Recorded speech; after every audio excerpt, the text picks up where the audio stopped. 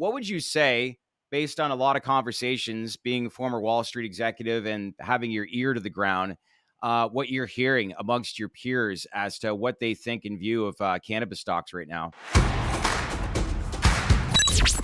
Hey, everyone. Welcome to our latest TDR Cannabis Exclusive. I'm your host, Shad Dales. Thanks for checking in.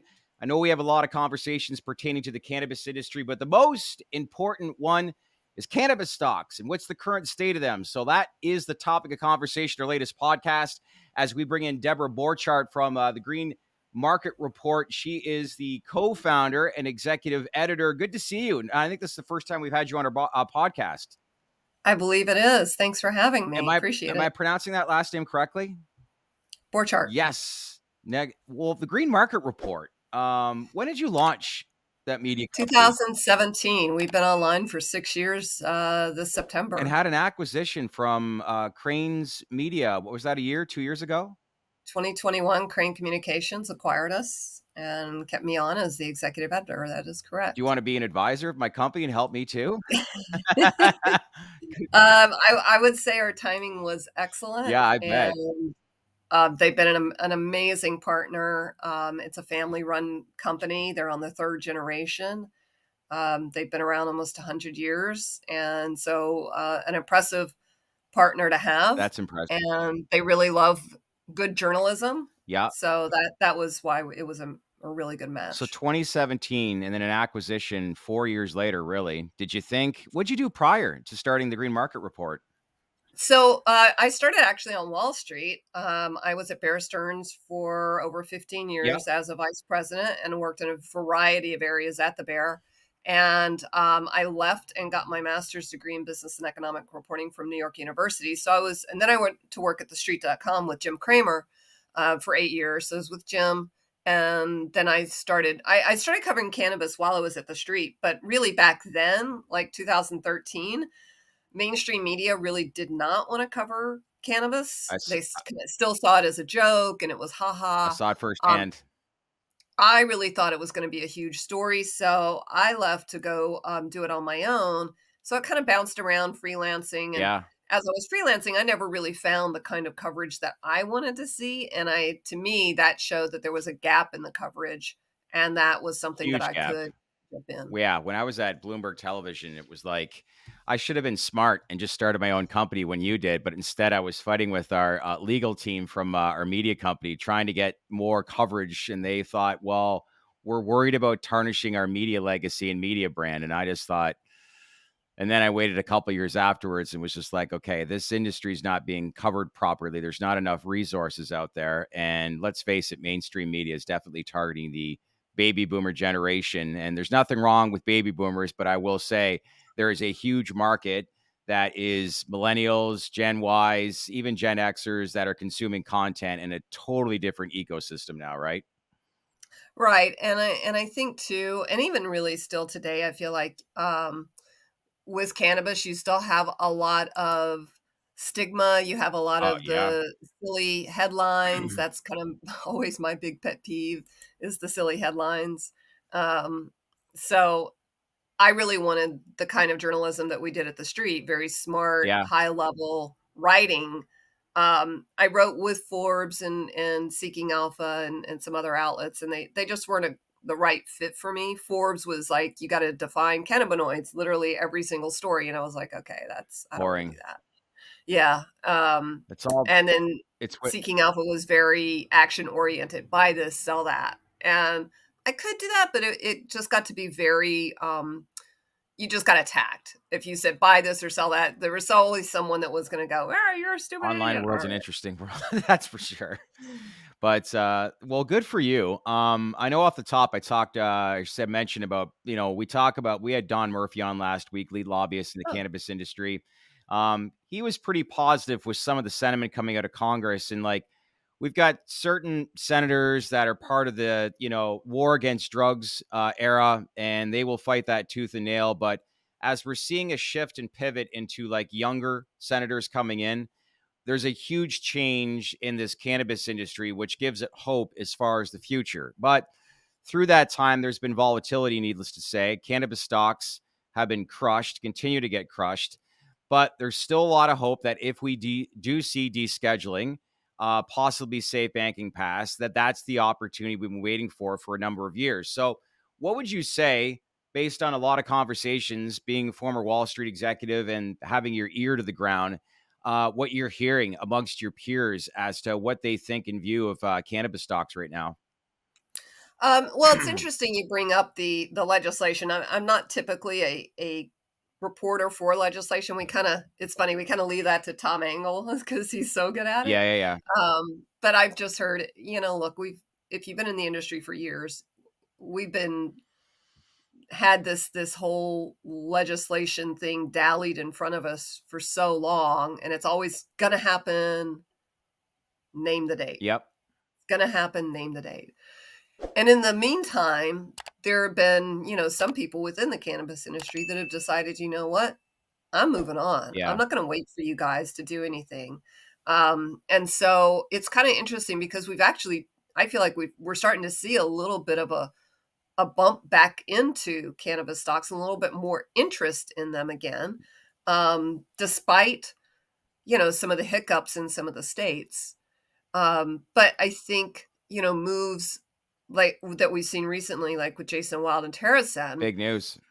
yeah, it was big news. I'm sure your audience knows that TerraSen uplisted to the Toronto Stock Yep. Exchange.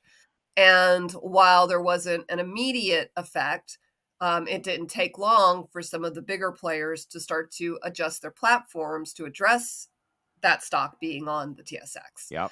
And so that's going to start to open up the I think pipelines so. again and bring in some institutional investors. We also had some news this morning from Polaris that they've got some interesting news on a financial instrument that they've created. So we're starting to see, look, that's the cannabis industry, right? Pivot, pivot, pivot. It's all we ever do is pivot. And every time you're told no, you immediately start to figure out a way around that Yeah. no. And that's what the industry is starting to do is like, okay, fine. You're not going to give us 280E. You keep teasing us and toying with, say, bank, fine. To heck with it. We're just going to move on and start doing our own thing. Yeah, well, there was encouraging news even about the international market. Boris Jordan, I don't know if you saw that tweet on Friday pertaining to the German market too. So, possibly going live come January 1, which would be, I think that can't be overlooked as well, as much as there's a lot of focus and attention on the US market. But another reason I wanted to have you on here today is that later this week, you're having a big event in New York City. It's going to be called the GMR Finance Summit, which is a big focus on the cannabis industry. And you mentioned Polaris with Rob Seacrest will be attending the event along with Jason Wild from TerraSen. So, when we talk about this event and the people that are attending, for viewers that are watching this, like what is, I guess, the interesting standpoint for, I guess, viewers to say, okay, what is this event about? Should I attend? And if I can't attend, why is it important to have this event on and the big takeaway from it? Well, Shad, if you've been in the Wall Street world, you know that the time to buy is when everyone is done, Yeah. when they've thrown it out, when they've given up, when they've walked away. That's when you start getting interested again. And so on the surface, it would be like, why are you having a finance summit now? Are you insane?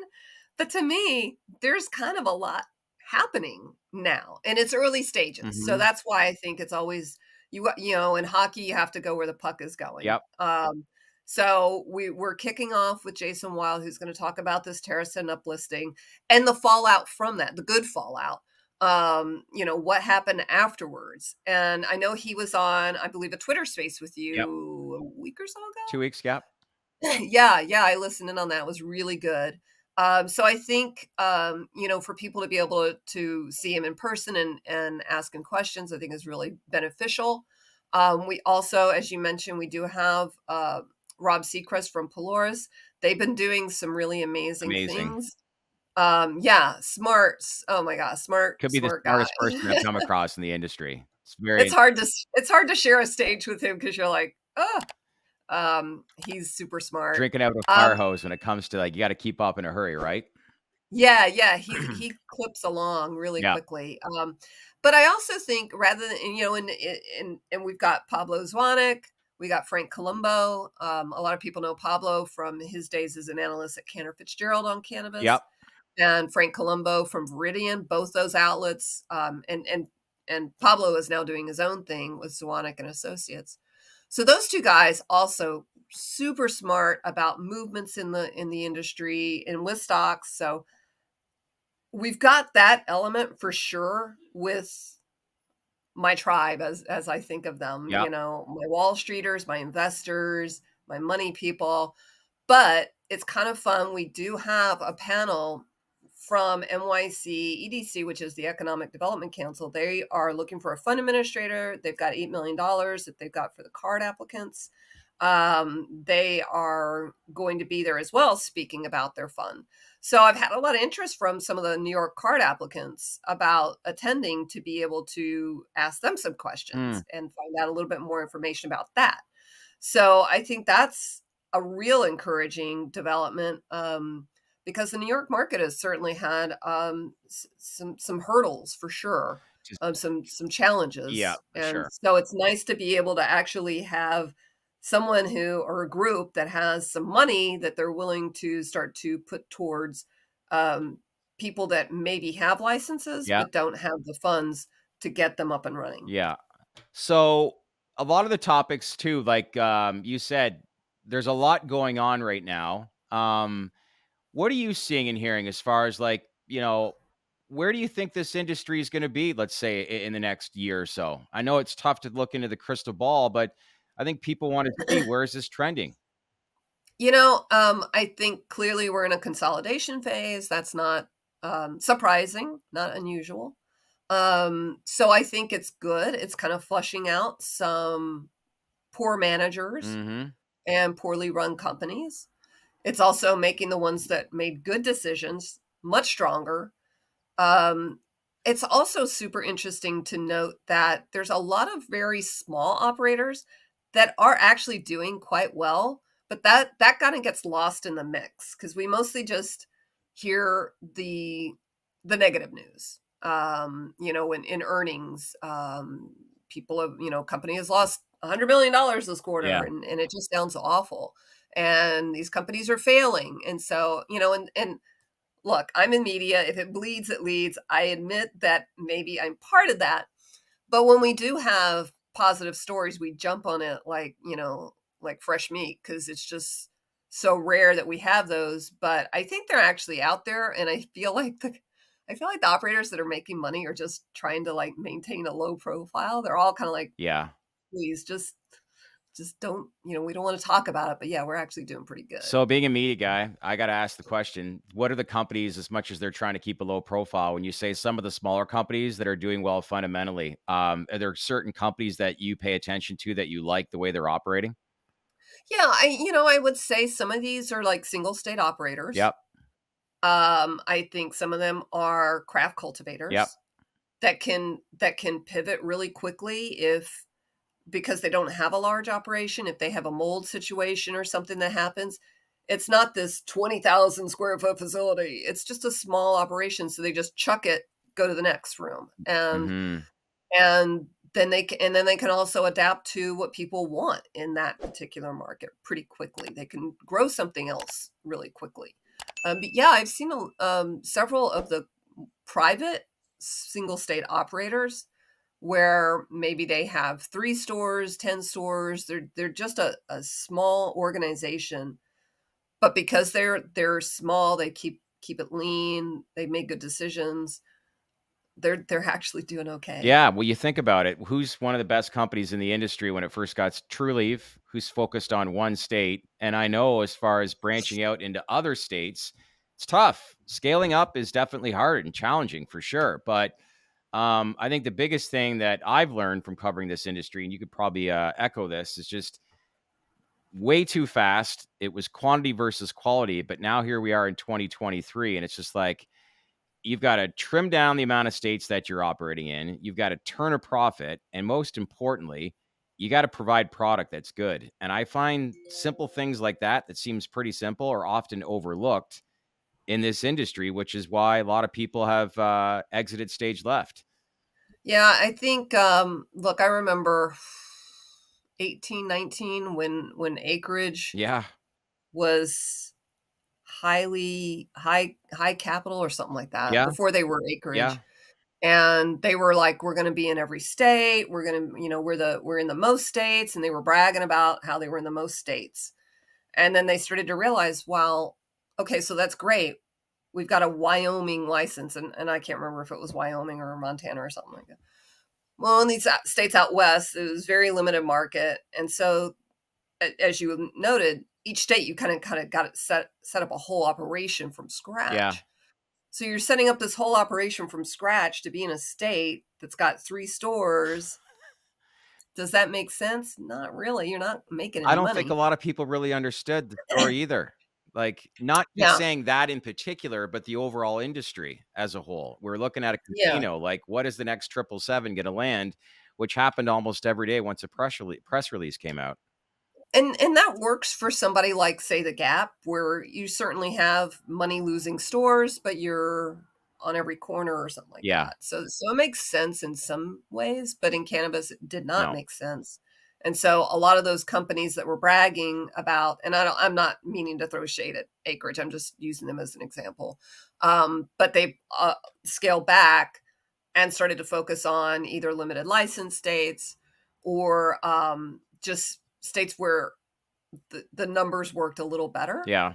And then I think beyond that, you had a lot of companies that just got into too much debt, Way too and much, these debt payments were just overwhelming. which are coming due, And which is gonna be yeah, how many companies do you think will be standing, um, when this is all said and done in the next I don't know how long that takes, 5 years, 10 years? Like, how do you see this industry basically maturing? And, like, do we only have, like, 2, 3, 4 companies remaining?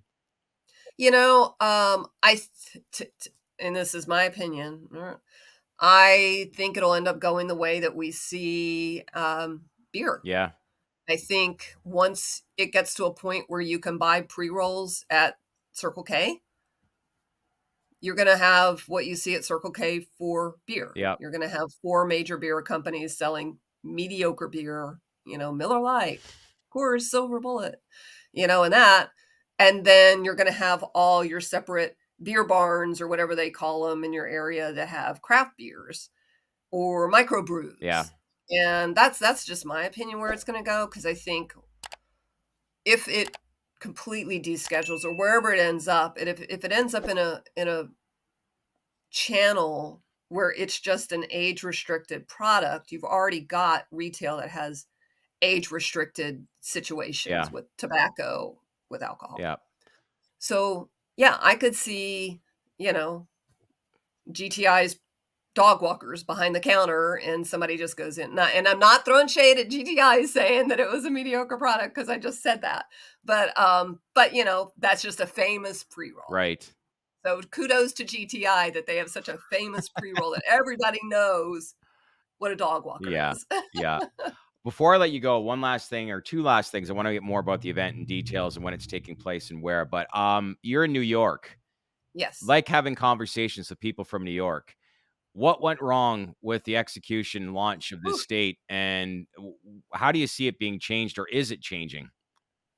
So what went wrong was, and this is again my opinion, is when Governor Cuomo got tossed and Kathy Hochul came in. Yeah.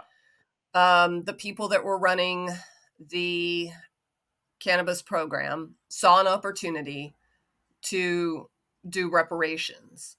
And while I think that is a very laudable, and I appreciate that effort, I think it's, I have no issue with that effort and that idea. But what happened was you already had the medical program already established. Mhm. And had it gone forward with the plan that you had your 10 licensees getting their 3 stores and then opening it up to everybody else, you would have not had the chance for the illicit, unlicensed market to take hold and dig in, Mhm. because we still don't have a program. there's still no real rules and How regs many for New York. illicit cannabis dispensaries do you think there are in Manhattan? Any idea? I've heard there's 3,500 now. 30. I remember Mm. I was like, I'm going to be there later this week to 10-year event, but I remember back in December when I was there at a crypto event, and I think I saw one almost every corner. Yeah. You have that. You have the sidewalk dealers, which are people that just pop up a card table and they just sell. Now, they were really big in Washington Square. They kind of kicked them out just The recently. police just Um, they're just turn the other way. well, there's no rules and regs. Right. So they're Yeah. not technically Illegal what they're doing. illegal. Now, are they not paying taxes? No. So that's what they've kind of gone after the landlords, and they've gone after them for not paying taxes. But they literally open up hours after getting in trouble. Hours. It's just a joke. But I truly believe, had they just kept the program the way it was headed, that we would not have had this window of opportunity for the black market or the Right. illicit market to take hold. Yeah. And it did. And it is entrenched. And I Wow. think it's going to be incredibly difficult to get rid of it. So street interviews going into some of these dispensaries later this week, and I'm there, is probably not a good idea. You know, they It probably that creates some of them don't care. They really. I walk into them all the time and chit chat. There's one right around the corner from Crane Communications in the city, and I just go and ask them where they get their product. You know, the House Blend, which is from California. Do you let them know where you're like where you're from? Oh, yeah. Really? Oh, yeah, they know I'm a reporter. They know I'm a reporter. I know I probably I mean, I don't look great today, but you know, when I have makeup on and my hair done, I probably look, my son tells me I probably look like a cop. So, but I go in often enough to just chit chat and just ask what's selling. I'm just curious, you know, I'm a reporter doing my thing. Um, yeah, but I think it's going to be really, really hard to put that genie back in the box. Wow. And I think that's a big Huh. mistake they made. And I think too, So what's you've that got a say lot for of, the market then, long term? you know, I think it's going to change a little bit when the RO, they call them ROs, when the ROs, which are the 10 licensees, the medical operators right now, they're going to be able to get into the market at the end of the year.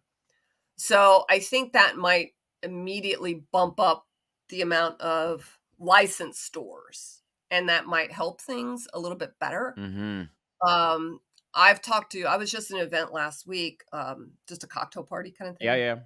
yeah. And there was someone telling me that a lot of the card applicants that just got their licenses want to sell them. They don't have the money to open these operations, and the investors are not coming in. They don't want any No. part of this until things change. 100%. So we've got this stalemate situation happening.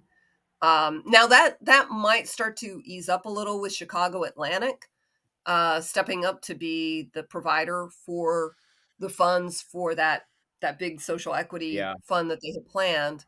That might change things, but from what I understand, now this is the part that's kind of annoyed me, is the OCM refuses to, or DASNY refuses to show us that agreement with Chicago Atlantic. So we don't know what they're charging people for these loans.